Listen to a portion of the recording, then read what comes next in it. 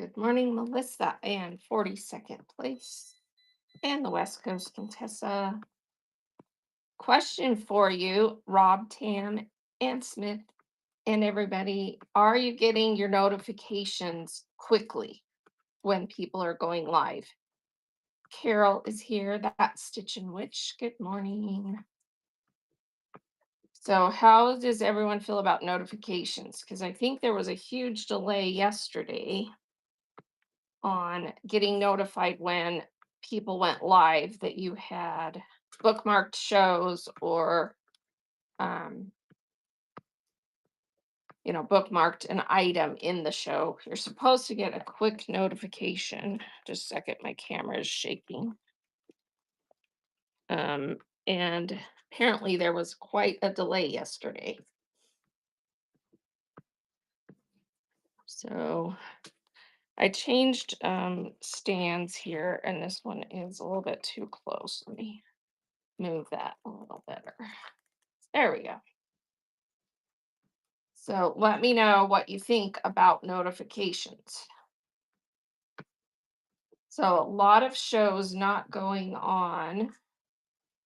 So you're seeing a lot of shows where it's on the schedule, but they're not actually going live. Welcome in, Tracy. And how long are they staying on the schedule? Like, do you see them like hours later or just within? Because they're supposed to disappear off the schedule if they didn't go live within a certain amount of time. Um, So one has not done a show, and yet it shows their stuff on the schedule, like past the time, like you. Oh, interesting. Send me their name because I'm curious because we need to get that fixed because it's clogging up the schedule. Let's see. I saw your show hours later last night, way past when you were on. Ah, okay. Interesting. Yeah, there's something going on right now. And I did notice that we had a lot less of an audience than normal in that show. So I am thinking the notifications are messed up.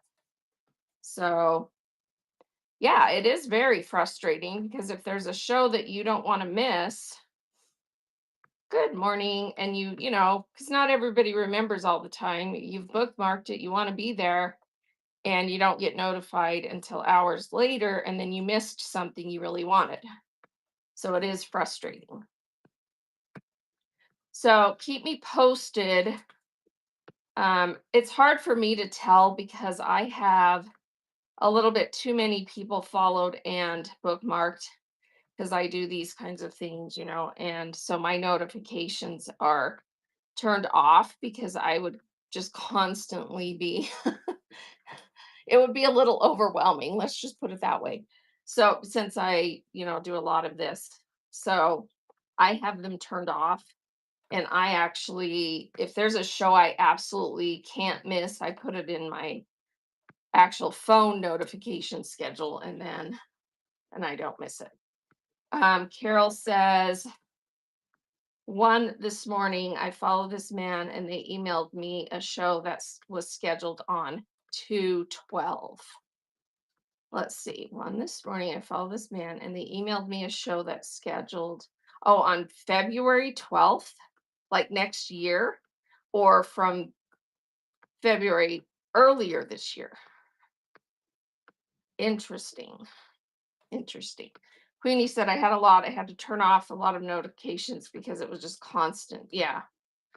Yeah. So, I mean, I think a lot of people have them turned off if they're a little bit too active on the app. But yeah, send me the notice so that I can pass it along because obviously something is messed up. We're just not getting as many people coming into shows that I know a lot of people have bookmarked. And if you're getting notifications, like she said, hours later, then the people who wanted to be there are not seeing it because then you're relying on just happening to open the app at the right time and not missing it, or like me, If there's one that you absolutely don't want to miss, I was putting it on my other, calendar in my phone to notify me. So interesting. All right. And I do know they're working on it because I know people have been complaining, but obviously still kind of messed up as of last night. So, and looking at the numbers I've been getting lately, it's telling me that it is messed up. So, it's especially frustrating for smaller sellers who rely on the people who've bookmarked it because the bigger sellers can get an audience. But if you're a smaller seller and you rely on people who actually wanted to be there and bookmarked it and they're not getting notified, then yeah. You think it's been at least a month that you've not been getting notifications that I should have seen. Okay. Yeah. All right. Need to everybody kind of pay attention to that a little bit for me and send me messages if you see, some specific things that are wonky, like that one that was, you got something way off date. So that student said, yes, I had a show the other day and had only 8 people. Sometimes I have low volume, but that was weird. I had 72 bookmarks. Yeah, you should have definitely had more people coming in with that many bookmarks. So I don't know. It's been pretty wonky on here. So, all right. I will definitely pass those along and just let them know that it's still going on. So, all right. Couple of things I wanted to share. I'm pretty sure the show from last night got multicast onto YouTube. Let me just go look and see if it's showing on YouTube. And so if you missed last night's show, we talked about goals and Bert shared some interesting information about things and it shows I'm live on there right now on YouTube. Let me look and see if the last night's show got put on there. So my YouTube account is in the show notes. Yes. So last night's show is there. So you should be able to go into YouTube and rewatch that if you missed it last night. So we just talked a lot about goals, setting goals for the new year, just lots of different things. And there is a new document that if you haven't gotten it, you can get it today. So it is, let me get it pinned here. So 2026 goal setting guide. So that's this one. So the new one for next year. So get that one screenshotted. Just tap the picture and then first cover just as a picture, but swipe over and there's 2 pages with information.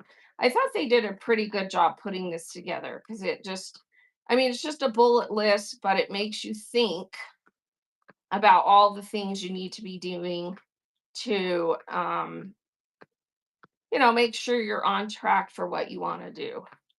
And we kind of talked a lot about it last night, so I'll skip talking about that ad nauseum today, but just lots of good information. There's lots of quotes on the 3rd page from a lot of the people on the community support team. So there's one from Julie Becker, the Hodgepodge Place, me, Philly Flipper, Red Rooster, and Shop Happy. So some good quotes and things about, their ideas of things you can do. So yeah, take some screenshots of that. And if you care to go watch the video on YouTube from last night. Also, if you haven't taken a chance to go to the Whatnot blog lately, there's some really good new information there about some different things.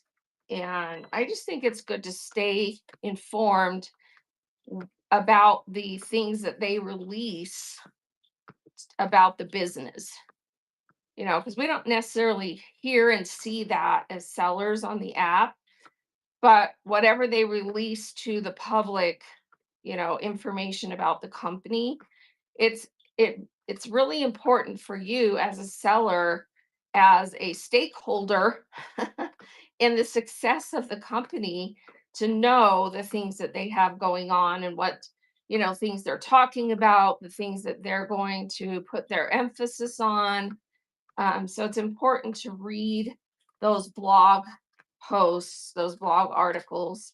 And if you look at your email also from Whatnot, there's an email that has a link to the one of their latest articles, and they talk about the growth of Whatnot, and they said a number, $6 billion was the sales growth. I mean, it's pretty amazing. So Lone Pine, hey, welcome in. Yeah, I can have 40 bookmarks or 2 bookmarks, and I feel like still only about 5 people are showing up. Yeah, so I don't know. It's kind of messed up, I think. So we definitely need to get that fixed, because it's hurting everybody if people aren't getting notified that you're going live. All right. So yeah, go check out the blog. The blog address is in the show notes. It's the last starred bullet in the show notes. I think it's the last one. Yes, the last starred bullet in the show notes is the address for the blog. And yeah, just go check that out every once in a while. Read the new articles they post. Yesterday they had a show with Tacos and Roses on the Whatnot seller account. I missed it.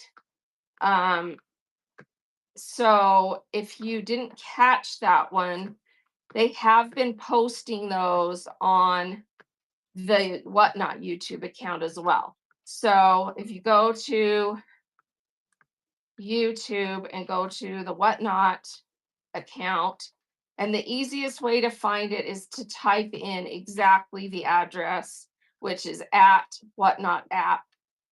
And then you can see the one with the official logo right there.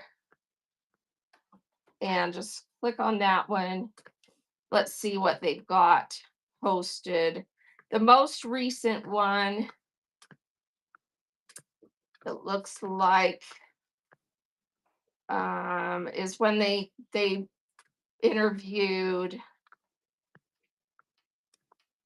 I can't remember it. So when they interviewed Cindy with Moms and Crumbs, that one got posted. So the Taco and Roses ones from yesterday, they usually get those posted within a week. So watch for that one to be downloaded onto their YouTube account. So, oh no, 3 weeks ago, that one's newer. So they interviewed Michelle with Michelle's Deals. And so that's a good one to go watch. And then watch for that Tacos and Roses one. I love the interviews with the sellers because you just get a lot of good tips and ideas. It just makes you think about, okay, here's someone who's being really successful. What are they doing? What kind of things, ideas can I get from what they're doing and how they're doing it to help me do better, grow, etc. So go watch those. Go take instead of, doing a night of burning through some show you watch, burn through all the videos on the Whatnot app account on YouTube and get some ideas of things you can do to improve your account on Whatnot, your business on Whatnot. All right. So again, that is in the show notes. The YouTube account for Whatnot is the second starred bullet in the show notes. So take a screenshot of that if you need to. All right. If you have questions, put them in the chat with a question mark, and then I will try and address any questions people have. I'm just chatting about whatever, you know, is going on, what things I've been noticing. Um, let's see, what else have I been noticing? Um, I would say if you're having a slow month, in addition to possibly being that notification issue, keep in mind that depending on what you sell, um, people's focus is on buying gifts for other people and also sometimes focused on, I'm doing a minimal Christmas this year, or things like that. And so don't necessarily, even though there's a lot of hype, don't necessarily assume that it should be so much better. In my category, my best months are actually January through April, hands down, every year. It just depends on what you sell, where people's minds are at, where people's wallets are at.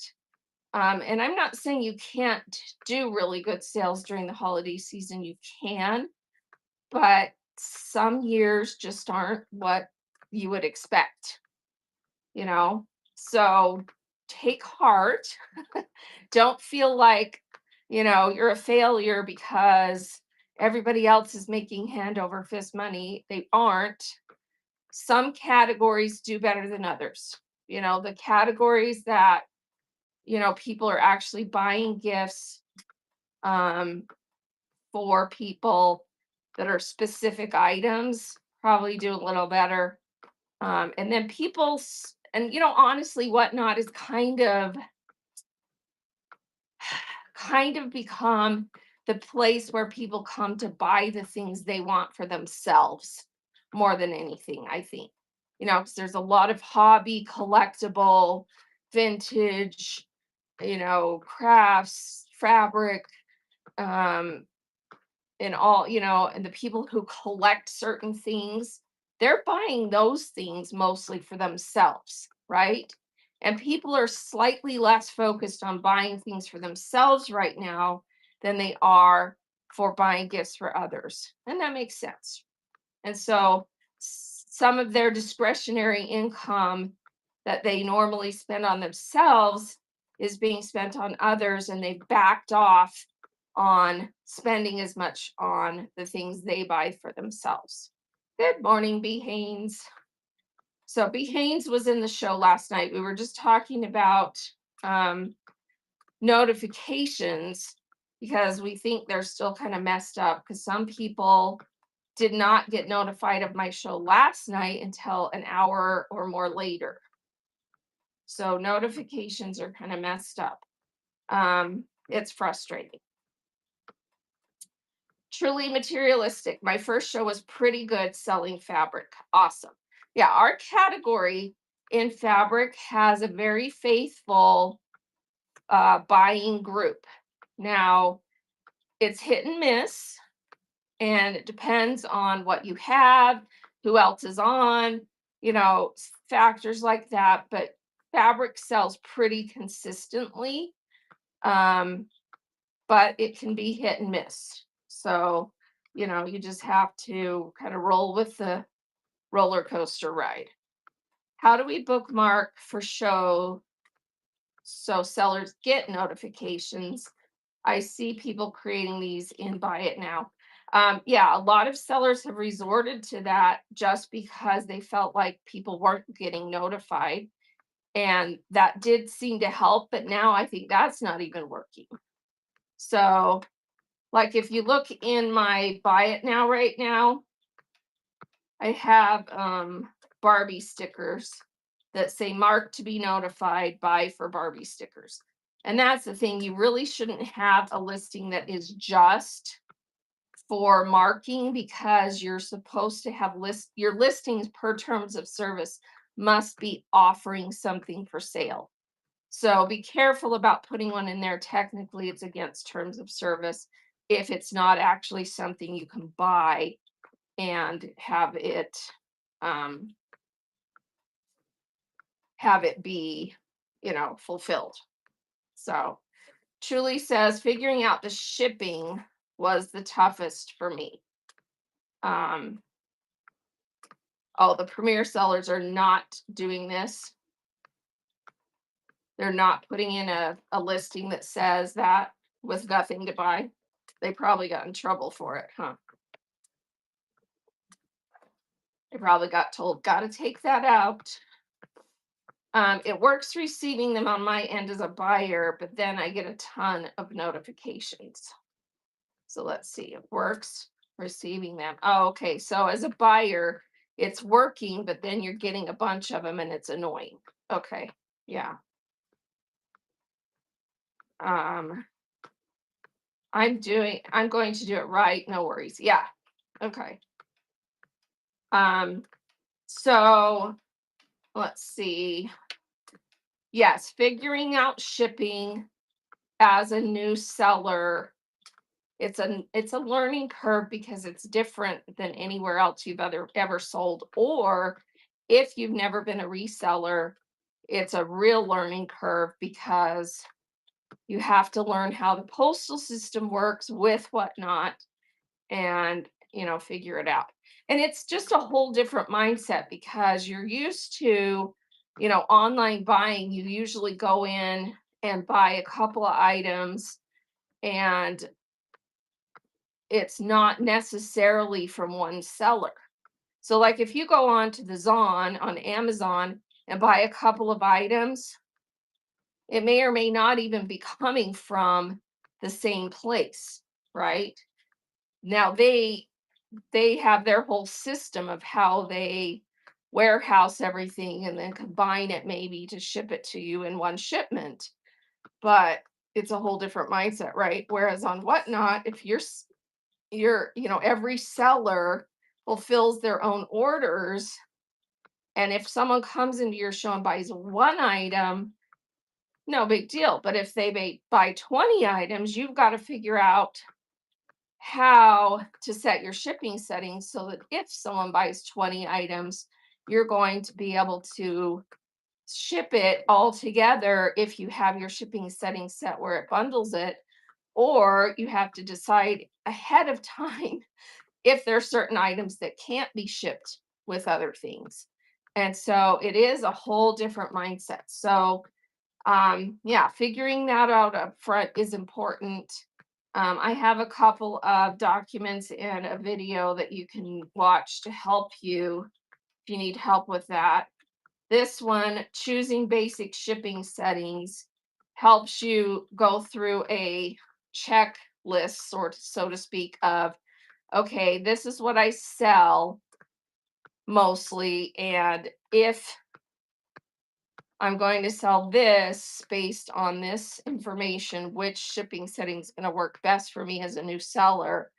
And then you can, kind of set your shipping settings that way. The video that goes along with is in my YouTube account called Don't Sync Your Shipping. And it has a little ship emoji on the front of the video. And so if you use this document in coordination with that video, let me show you that video in my lives. So you go to my YouTube channel, go to live, and then scroll down probably about 3 or 4 times, and you're watching for the one that has the little ship in the title. So it's easy to find. And let me see where it is. I need to go in here and clean this up. It's this one right here. Don't sync your shipping, that has the little ship emoji. So if you'll go watch that video with that document, it will help you figure out shipping settings that are going to work best for you when you're first starting out. Now, the reason I say first starting out, because once your volume increases a lot, then you can choose to offer reduced shipping and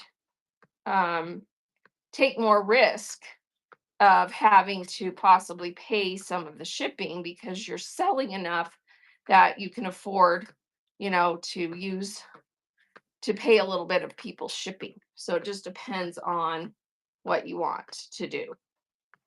And yeah, you do have those 5 adjustments.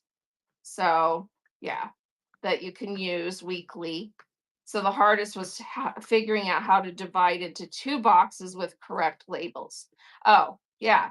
So you just select that order, click it with the little box next to it, and then open the sidebar menu and click unbundle. And then you click on the items that you want to separate, and then it creates a separate order after you do that. So you just kind of have to go through and say, okay, I have 20 items. I'm going to fit 10 in each box and pick the 10 items that you want to separate. And then, click unbundle and it will separate it into 2 orders. And then you can use one of your adjustments. Or another option is to turn flat rate off. If you have flat rate turned on, just click it off in that order and then pack it in a larger box and send it Ground Advantage. So that's the other option. So you can either unbundle it into 2 boxes or put it in a bigger box and send it Ground Advantage by turning flat rate off, putting in the box dimension and weight, and sending it Ground Advantage. Yes, Ground Advantage is slower, but it allows you to keep their whole order together in one package. So, it's kind of sixes. So it depends on, if you feel like it's more important that they get it faster, then to put it in 2 separate boxes.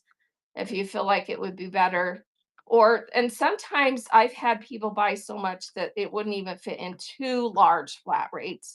So I had no choice but to do the Ground Advantage, bigger box. So, it just depends on how it works out. Do you ever turn on priority not flat rate? Well, it depends on what you sell, Hillbilly. So I sell fabric, and so my shipping settings are set at flat rate for 1 to 5 and flat rate for 5 and over. Why? Because no matter what they buy, it's going to be better for me on the back end if they only got charged 921 and I'm only going to get charged 921 if I have to unbundle into 2 flat rates. The only time I use priority is if I'm doing a show that is not, I have done this in the past. Like last year, I had a bunch of Christmas stuff from a storage locker that I needed to get rid of.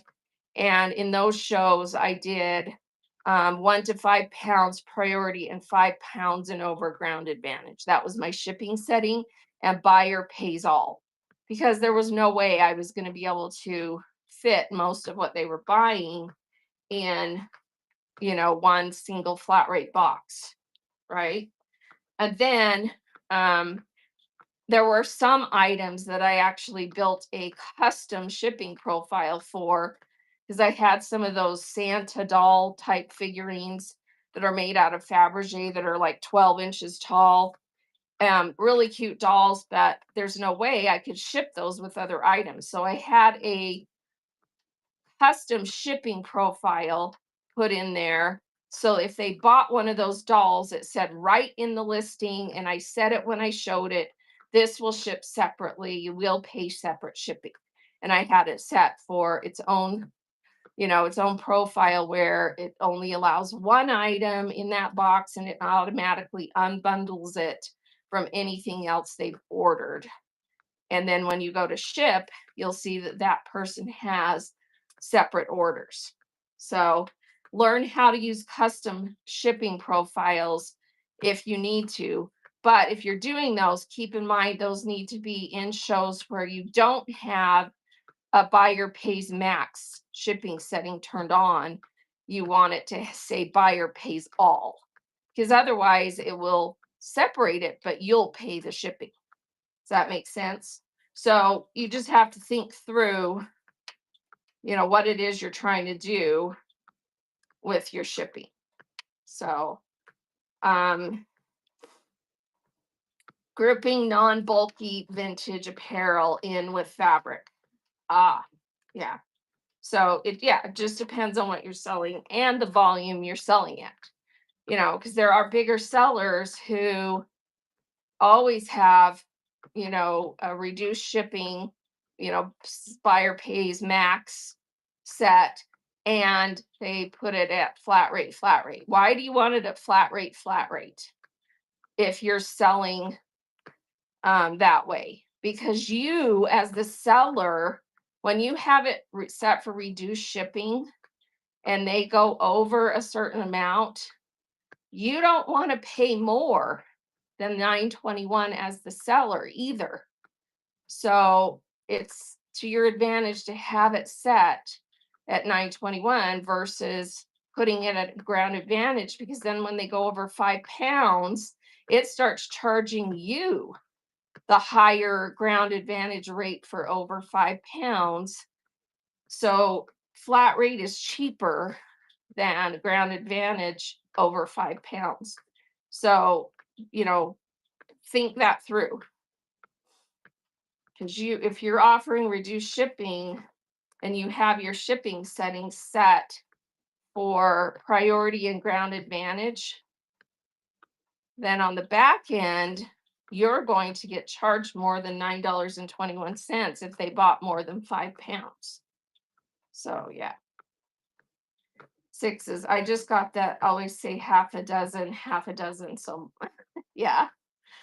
Yeah. Their silly little 12 by 12 by 12 thing is that's just the base, or that's the base max girth that your box can be for 1 to 5 pounds. So if you're doing priority but not flat rate, you can't have a box that's bigger than 12 by 12 by 12. It will charge you extra. So when you're doing priority, you do need, if you're not using a flat rate box, because those you just choose off the menu. If you're using a large flat rate box, you just choose a large flat rate box off the menu and it puts the dimensions in there. But if you're using priority and not using, you're using your own packaging, you should be putting the dimensions of the box in there. And it should not exceed 12 by 12 by 12.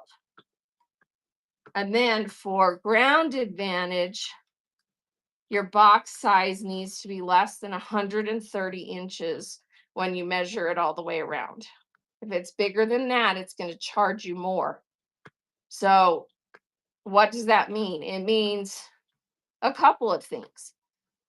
You'll need to unbundle if that happens, if you have too many items. If you have an item that's going to be larger than that just from the get go, either choose not to sell it on Whatnot, or make sure you have a custom shipping profile in there that already says the box size and how it's going to be shipped, and that it's going to ship separately, and that they are going to pay the shipping, and then they see the shipping costs and they're willing to pay that shipping cost, because it's pretty pricey if you go over that max girth.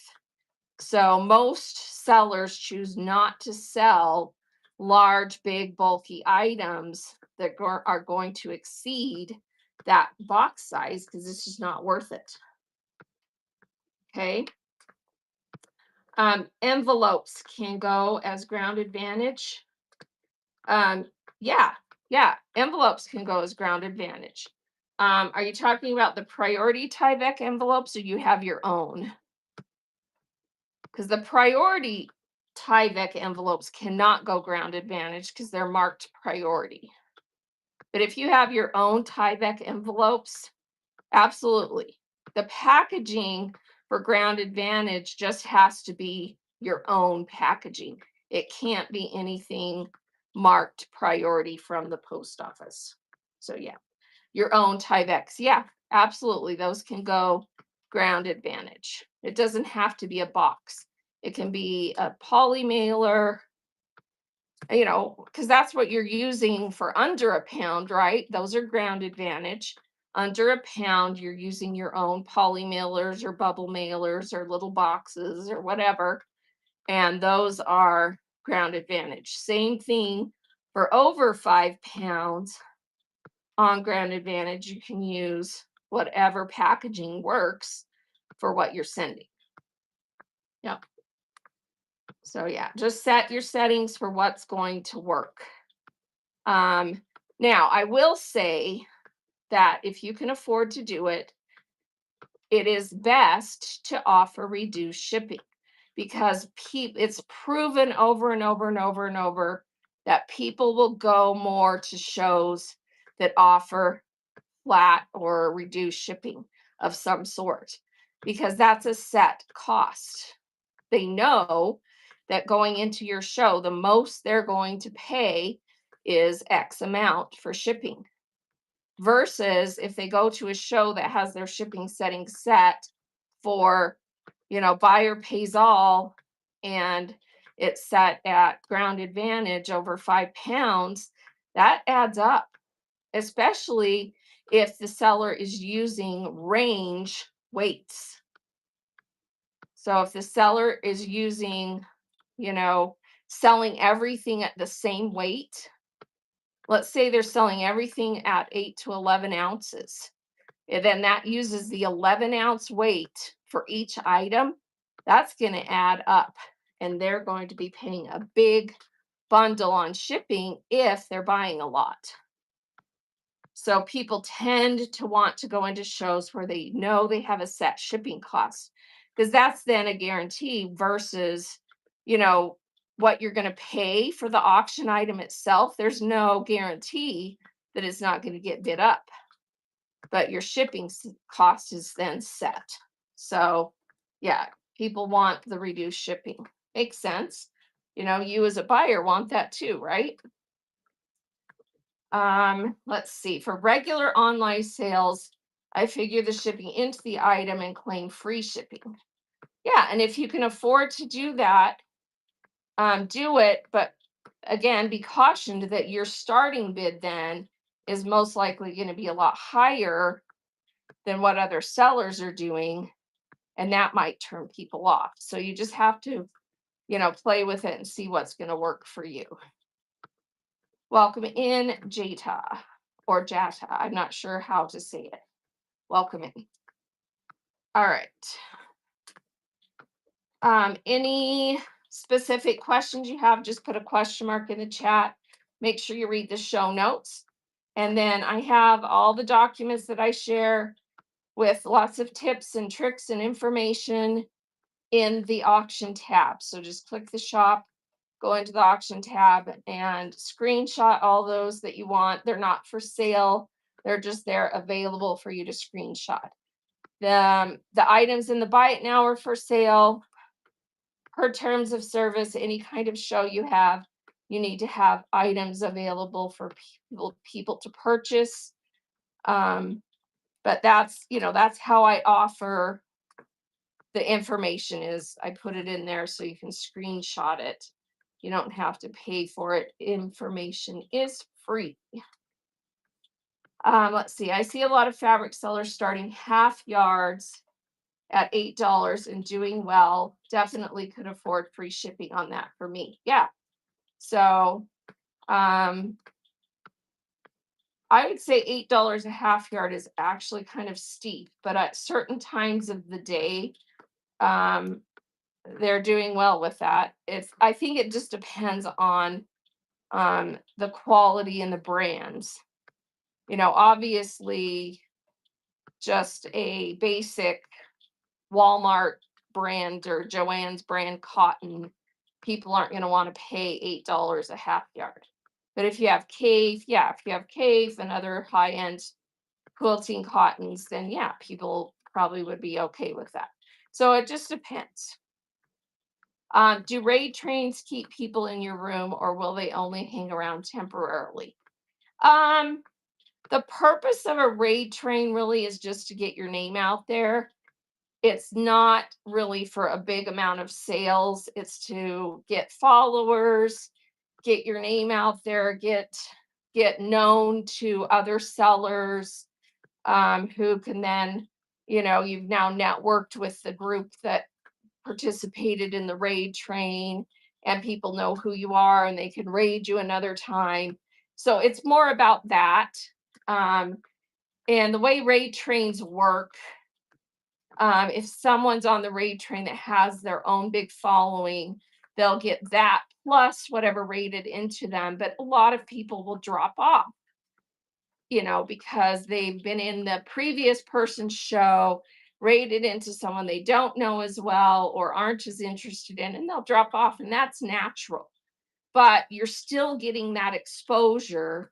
And most people will usually stay on long enough for that first giveaway or that first introduction and at least get you followed. So that's kind of more the purpose. And you do get new buyers. You do get new buyers because someone in that raid train inevitably is being like, wow, I've never seen them before. Wow, they have great stuff, and they buy something and then you've got a new customer. So, you know, raid trains are more about the exposure that you get, less about huge sales and huge, shows. So, definitely worth doing especially when you're new. I did a lot of raid trains when we were newer, although raid trains didn't exist when I first started selling on Whatnot. But they came, once they added that feature, I did a lot of raid trains just to kind of get out there, get more followers, get my name out there, etc. So definitely worth doing. And there are raid trains that are specifically geared to new sellers. So, then you're not feeling like, it's kind of intimidating, maybe a little bit, to be in a raid train with a huge seller if, and then you're like, okay, here I am, little peanuts doing my little show, or whatever. So, but if you do a raid train that most of the sellers are new sellers, you're all in the same boat. It's kind of fun, you network, and you just kind of get your name out there. So, and then there's raid trains where they mix it with new sellers and established sellers. And those are great too, because you're getting exposure to a bigger audience from those more established sellers. So, yeah. The ones that you've watched go fast. I don't know if I can keep up the pace. Yeah, you do have to be able to do a faster show because most raid trains are anywhere from 5 minutes up to maybe an hour. Most raid trains don't go more than an hour because they want to be able to, include as many sellers as they can. So plan on most raid trains being in that 15 to 30-minute range, and then a few of them will go longer. So you've got to be able to do a fast-paced show and then, know how to raid and all that good stuff. So don't join raid trains until you're comfortable that you will be able to, handle it. Let's see. Truly says, I have accounts with a bunch of manufacturers and buyout quilter estates. Yeah, that's what a lot of the fabric sellers are doing. Those two things, or, it just depends. So Becca's sewing table. I didn't see her in here. Let's see. Becca's sewing table. Did you ask a question? Did I miss a question? Let's see. Envelopes. Envelopes can go as ground advantage. Yeah, we answered that. Okay. All right. It looks like I got all the questions. Okay. Let's see. Yeah, it just depends on what works. And you have to be able, here's the thing about buying fabric wholesale, you still have to get a good enough price that you're going to be able to flip it and make a profit. So, if you're buying wholesale at regular wholesale, honestly, it's not going to be hugely profitable. So, you've got to be able to get it at a better price than the regular. And yes, Truly says, and they have pricing requirements on resale on some. So, you can't buy from some of the manufacturers and expect to sell it for less than the going rate because they will have a requirement for you to sell it at the same rates that quilt shops are selling it at. And let's face it, Whatnot tends to be, people are coming here for the better price, the bargain, so it's too slim of a margin for you to be able to be profitable. So, yeah.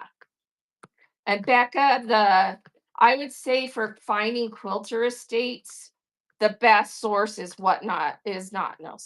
is Facebook Marketplace. That's my experience. That may or may not be the best in your location, but that's where I found my best sources for buying quilter estates. So you go in and watch for people who are selling fabric or selling, um, telling people they're trying to get rid of their fabric, and you also can advertise that you buy fabric. Yeah.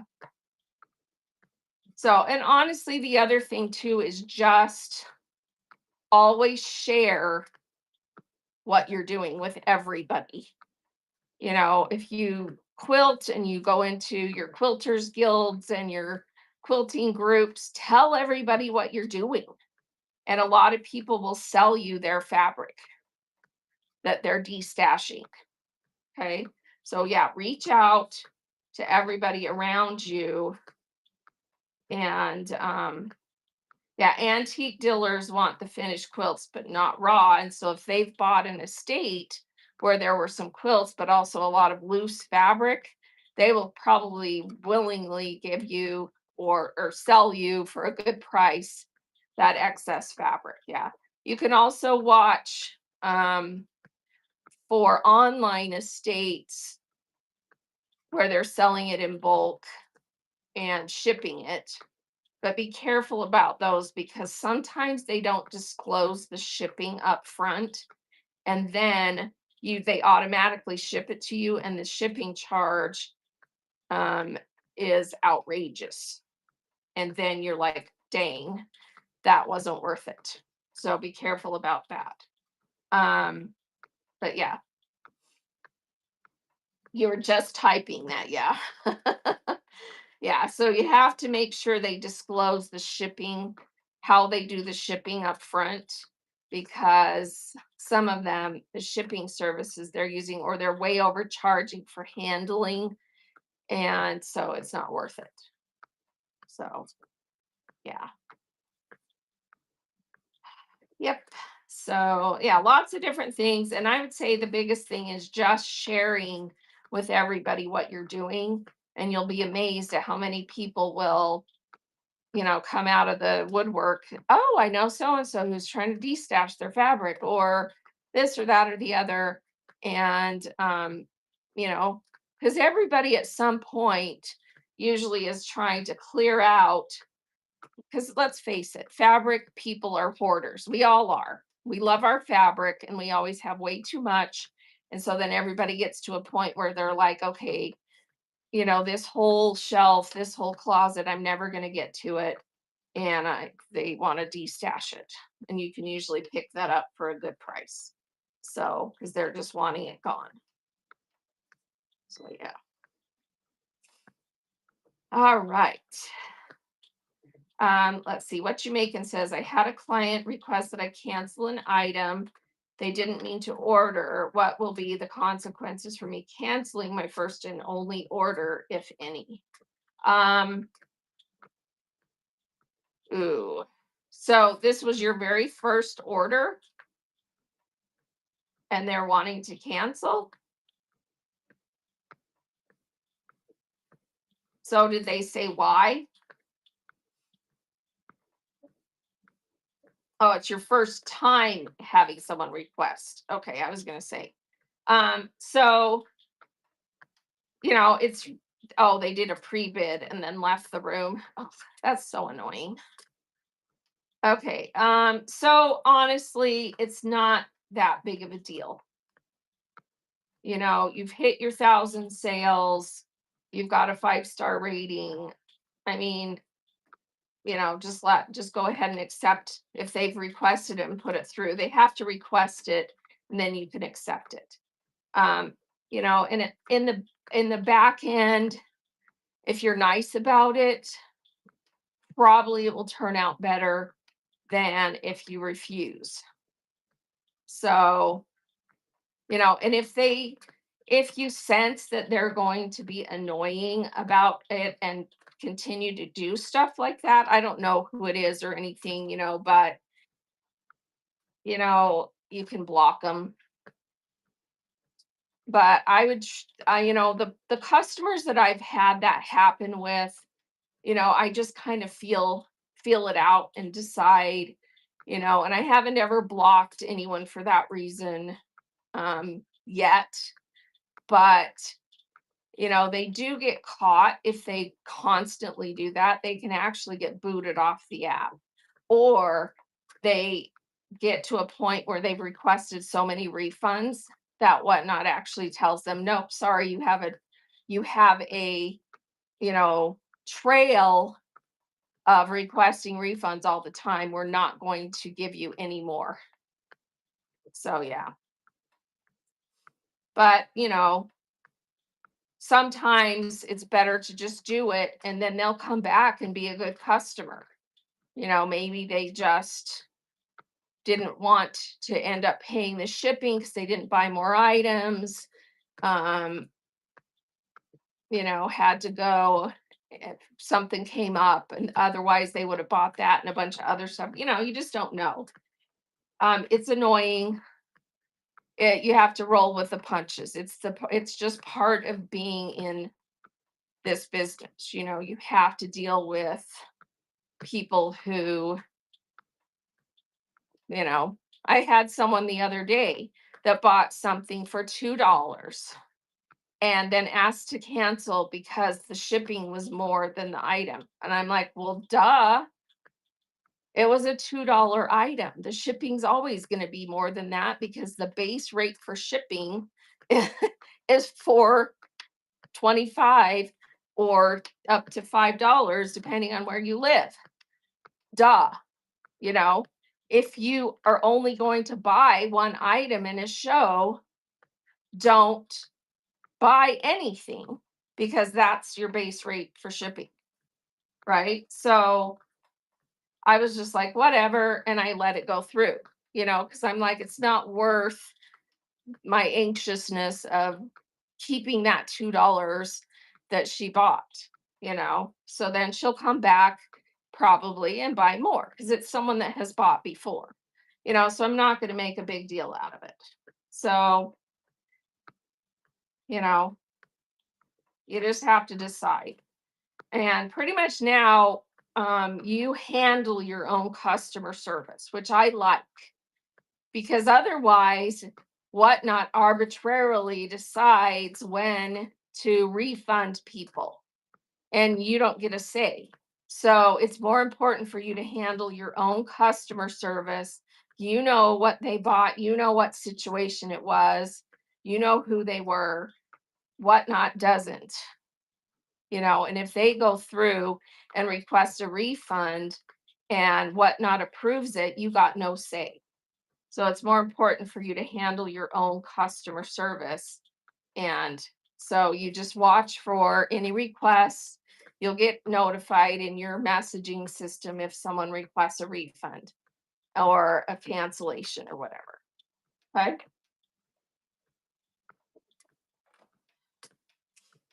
Yeah, you're welcome. You're welcome. Yeah, and it's, a lot of sellers get really frustrated with that. And there's some big sellers who don't deal well with that and they don't last on the app because they start getting bad reviews, they start getting people saying they never respond. Um, and their tower of awesomeness starts falling down fast. So you've got to be able to offer good customer service and deal with even those kind of things. And you may even get someone who is a total scammer who's trying to get stuff for free. And like I said, those come out in the wash eventually because they track that. And if they have people who are on here buying and then just trying to get free stuff by saying it didn't show up or it was damaged or whatever, and they see them trending doing that a lot, they cut them off. And in fact, at a certain point, they remove them from the app. So, and yes, you can block sellers too. So you can block anybody. You just click their name and say block. Just click their name and say block, and then they won't even show you that person when you go into the For You page. So if you don't want to deal with them at all, just block. Yeah. Yeah. Oh, I know. That is so annoying, right? That threaten you if you don't bid higher. I know. It's like I don't get that at all. But there's certain categories that's kind of the vibe, and apparently it works for them. So I don't get it, and it really is kind of, I mean, in my opinion, it's kind of against terms of service because they're the way that they're, 'cause they're basically um, making people buy something because the way they're talking to them is if you don't do this, this is going to happen, right? So, in my opinion, that's against terms of service. But if their regular viewers don't report them and complain about it, what's what not going to do, you know? So, I don't go into those kind of shows at all. So, yeah, that grievance has been talked about more and more by customers too. My husband was complimented um in the coin community that he doesn't do that. Yeah. Yeah, the coin community is pretty cutthroat. It can be. And so are like some of the trading card shows. And yeah, you can report. So when you're in a show, you can just click on their name. And one of the things you can do is report. And it will send a report, and you need to specifically say what you saw. And if at all possible, take a screenshot of comments or take a screenshot of what they were doing, or you can also do a clip. So if you push the clip, it will record the last like 30 seconds of the show in a clip, and then you can save that clip and send it. And the clips show up in your own profile, things that you've clipped. So one of the things that Whatnot is really focused on right now with that new um, investor funding that they recently got is building out trust and safety better so that um, when things get reported, they can more quickly investigate it and get things shut down.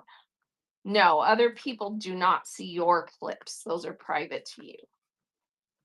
So if you have some things clipped on your profile, the people don't see them when you, so like if I go to your profile, because I have a bunch of things clipped. So let me click on your profile and see I'm in your profile. And that the only thing that shows up for me on your profile um, your information. And then we've got shop, shows, and reviews. That's it. That's all I can look at on your own profile. So, but when I go to my profile, see here, I'll go to my profile. And since it's my account, just a second, let me minimize this so I can show you. See how I'm in my own profile? One of my options right there is clips. So those are the clips that I've clipped from other shows or my own shows. And I can view those and show them and share them. Yeah. Yep. But anyway, they're building out trust and safety more, putting more money into that, hiring more people to really try and monitor that because that's a problem when you grow as fast as they have grown. I mean, the growth on whatnot is like kaboom, nuclear, you know, they went nuclear super fast. And with that comes a lot of issues. And it's really hard to keep up with certain things. You know, you can't even hire people fast enough to keep up with the customer service and the trust and safety and stuff. And so it's a problem and they're addressing it. So, be patient. You're still in an amazing place. You just have to watch your own back, so to speak, and advocate for yourself. Make sure do the things you need to do to protect yourself and to report things that you see. And I think that's a big part of it is just a lot of people don't even realize what is against terms of service and nobody knows to report it. So everybody in the chat is sitting there going, "Oh my gosh, I can't believe what they're doing and what they're saying and everything," but nobody reports it because they don't even realize this is really bad. This is against terms of service. So you need to educate people, about the app, and sellers need to educate themselves because that's another thing. A lot of sellers come on the app and never even bother to read the terms of service that you have to agree to. They don't even bother. And then all of a sudden, they find themselves booted off the app because they did something that was against terms of service. And they didn't even realize it. They sold something, they said something, they did something a certain way, and someone reports it and they're off. And they're like, dang. And usually if it's something, pretty egregious, there's no, you can beg, buy, borrow, and you're not going to get back on the app because you violated terms of service. So if you're a new seller, please go read the terms of service so that you know the things that you're not allowed to do, the things you're not allowed to sell, so that you don't find yourself in that situation. So there are specific things like um, things with swastikas on them, things, certain weapons, um, certain types of merchandise that you're not allowed to sell, period. There are also things about the way you sell things. You're not allowed to, quote, gamble on the app. That's against terms of service because it's against the law because you have to meet certain requirements and have certain licensing to gamble, right? So make sure the way you're running your auctions would not be construed as gambling. Make sure you're not pressuring people to buy things by offering, you're not allowed to say things like, if you'll buy this, I'll send you this, or etc. You're not allowed to direct your audience to another platform to buy something from you. You're not allowed to sell things and then have it be fulfilled offline, things like that. So there's a lot of things that you're not allowed to do that people haven't even read. And it's like, come on, people, if you're going to sell on here, go at least make sure you know the things you're not allowed to do so that you don't find yourself kicked off before you even got any headway, right? Let's see. Hey, Fabric Frenzy, good morning. Like a swipe is a binding contract. Yeah, a pre-bid is a bid. All shipping charges are always shown on the screen for the buyers. Yes. So all those things, you know, people need to know what they're agreeing to. Truly says, I saw an appreciation show where they were doing a bingo ball draw for a gift to previous buyers. Let me think about that. A bingo ball draw for a gift to previous buyers. I thought this fell under a give. Yeah, that's that. Yeah, that's probably not within terms of service because giveaways have to be used through the giveaway system. It has to be random through the giveaway system. That's how you're supposed to do giveaways because everybody has to have um a the same chance of winning. And if they are a form filler, they don't, no purchase necessary on buyer giveaways. They have to do that to stay compliant with the laws of how giveaways are done. So sometimes I hesitate to want to report someone because I know they are trying to eke out a living like me. Yeah. And I don't like to be that way either. But here's what I will say. If you see something egregious, if you see something repetitively going on over and over and over, and they know that, it's obvious they know they're not supposed to be doing that, report it, and it's not automatically going to get a seller kicked off. They're just going to get warned if, it's something like that they were like, oh, dope. I didn't know I wasn't supposed to be doing that, you know? So, yeah. The rewards program does allow for private shows. Yes, you can do a private show and, do a reward for your previous buyers by having a private show where they're allowed to come and be the only bidders. So, mystery boxes are allowed if you do them as a surprise set show and you follow all the rules. But I'll be honest with you, I don't think they love them, those kind of shows anymore, because they caused too many problems. So if you're going to do anything like that, it does have to be scheduled under a surprise set show versus an auction show. So when you schedule a show, you have to choose what type of show. So let me show you. When you're creating a show, one of the options here is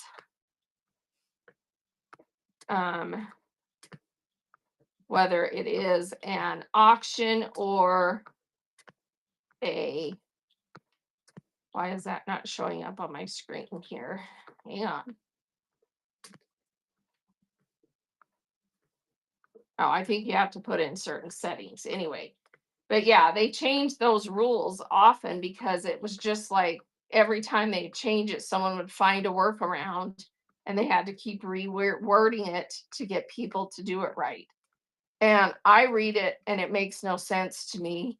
And so I just don't do anything like that because I don't want to get in trouble.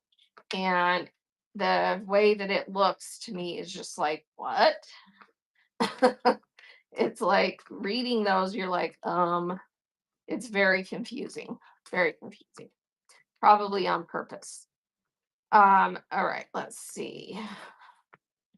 Trying to find where it says, you know what, my iPad is not updated probably. So anyway, when you schedule a show, you have to choose what type it is. And if you choose the surprise set type, then that's saying I'm going to do this type of show. And if you watch the people who do like Loungefly shows and where they sell spots, and then they have to follow these exact rules of how it works, and people are buying a spot to possibly get a certain type of bag. And yeah, to me it's super confusing. So yeah. um but if you're doing it under the auction style, make sure you're not doing anything under a surprise set, because that could get you in big trouble, because then you didn't choose the right type of show, and you're doing something against terms of service if you're not doing it on the right type of show under the right rules. So yeah. Hey, like it, swipe it. How are you today? How's it going?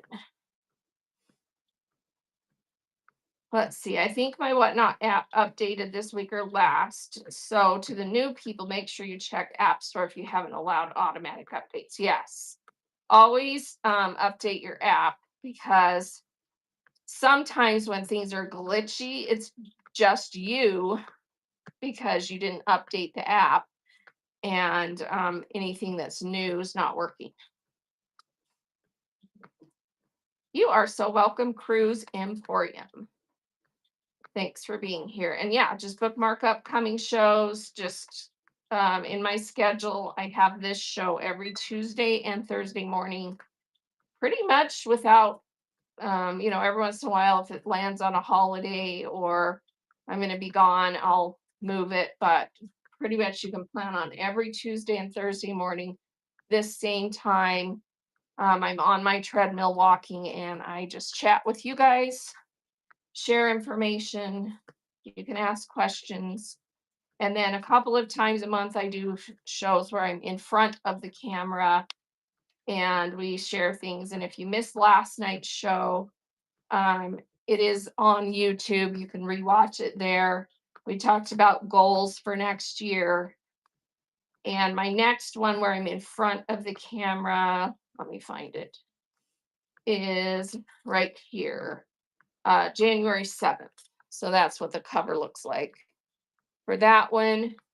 And otherwise, the walk and talks, that's the cover for those. Just have those bookmarked. And I do multicast onto Facebook and YouTube. The Facebook multicast has not been working, but it doesn't save them there very well anyway. So YouTube is where is at. It's mostly saving those. And so if you miss a show or missed part of a show and you want to rewatch it, my YouTube channel is in the show notes. So it's the second paragraph, I think. Let's see. Yeah, the second paragraph with a little talking head. That's my YouTube channel, Draz on Whatnot. Just go to YouTube, subscribe to my YouTube channel, and it's under the lives. So instead of main videos or shorts, it's under lives. All of my shows are multicast there. I do need to go in there and clean it up and get some of the regular shows out of there. I try to save that just for my seller chats so that people can rewatch those. Let's see. Spirit Junkie says, I love that shipping glow sheet decision tree. Shipping glow sheet. Oh, this one that has yeah, that one's a good one. Are you talking about this one? The shipping label chart? Blaze and Bunny put that one together. It's a good one. But I also have a little flow chart on the back end of this one that looks like this. Is that the one you're talking about? Yeah, a lot of people need some kind of visual to go, okay, if I'm doing this, what do I do? And that one just really puts it in a visual. It asks you the question and then you yes or no, and it takes you to what you need to do. Yeah. You just go into my auction tab. All those documents are in there. So the one that I'm talking about right now that's on my screen is in, let me find that again. It's in this document. So just click the picture on your screen So you just click the picture, bring it up, click it again, and then swipe over, and you can just go through and screenshot those pictures. So that's all you do. And those are free. They're just there for you to screenshot. If you want links to any of the ones that are actual Whatnot official ones, those are the ones that are logoed. Send me a message and I can send you links. You can also find most of those just in, in seller help, frequently asked questions. Yeah. So, yep, you're welcome. You're welcome. All right, I need to get going, so I'm going to go find someone to raid. If anyone has any other questions, let me know. What do you do when you need 3 or 4 boxes to ship an order? A lady bought 48 pieces of fleece and something fabric last night, and now I don't know how to ship it. Yeah, that's why I don't do fleece very often. If you're gonna do fleece and you have a ton, that's what tends to happen. So tip for next time, don't do reduced shipping when you sell fleece. Do the ground advantage because it's too hard. Um, but what I do is I bundle it all together in a big rectangle, put it in a bag, suck the air out, and then put it in a ginormous poly mailer, double bagged, and send it ground advantage. Yeah, vacuum it. So, yeah. Oh, Minky. Yeah.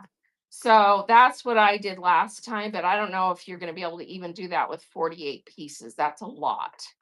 So, yeah, if you did the reduced shipping, I'm sorry, because you're probably going to have to pay to, hopefully hopefully it got bid up and you got a good price for it, because you're probably going to have to, do a couple of bundles like that and pay the extra shipping. So, but yeah, I'm trying to vacuum it into, get some of those.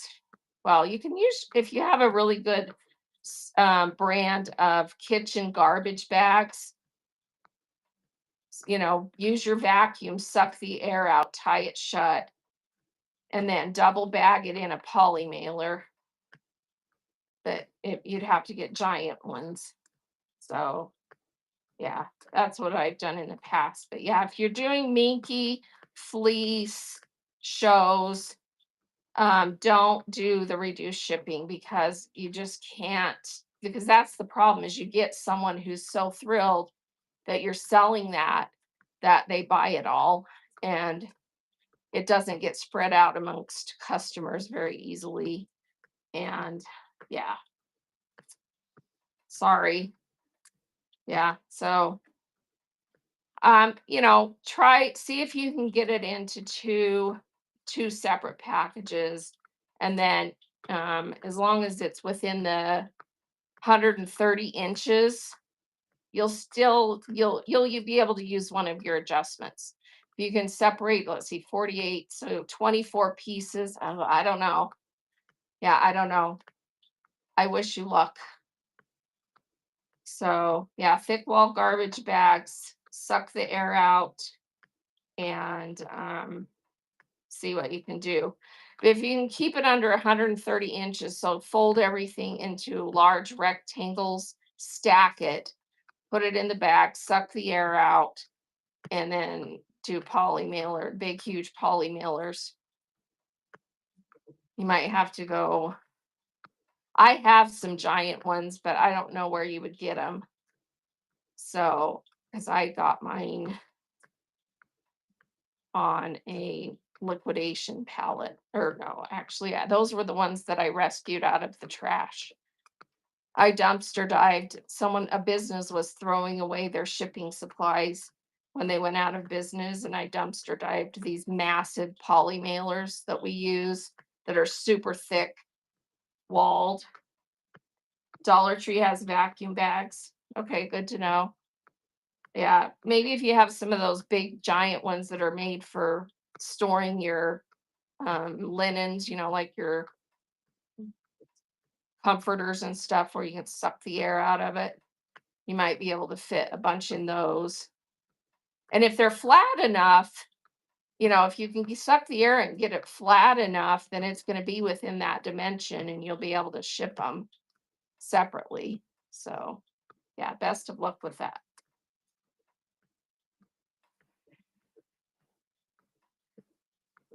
Oh, yeah, if you order a case of those. Yeah. All right, let me go see who we can raid into. Let's see.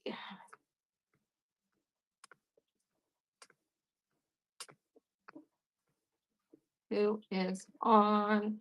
Let me just see if there's anyone on doing any support shows that I know of. Let's see.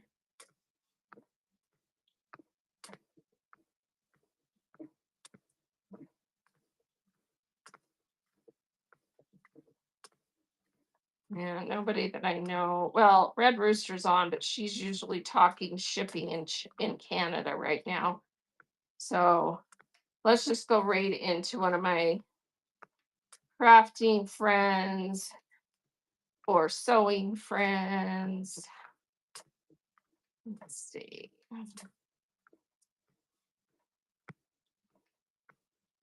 Wow, it's kind of slow this morning. There's a Bows Are Trending raid train going on. I like to support raid trains. So let's go raid into Crafty Deb on the Bows Are Trending raid train. And you can kind of see how a raid train works. And it's in the craft supply category. So here we go. You are so welcome. Thanks for being here. And we're going to run over to Crafty Deb in the Bows Are Trending raid train. Thanks, everyone. Make it a great day. Here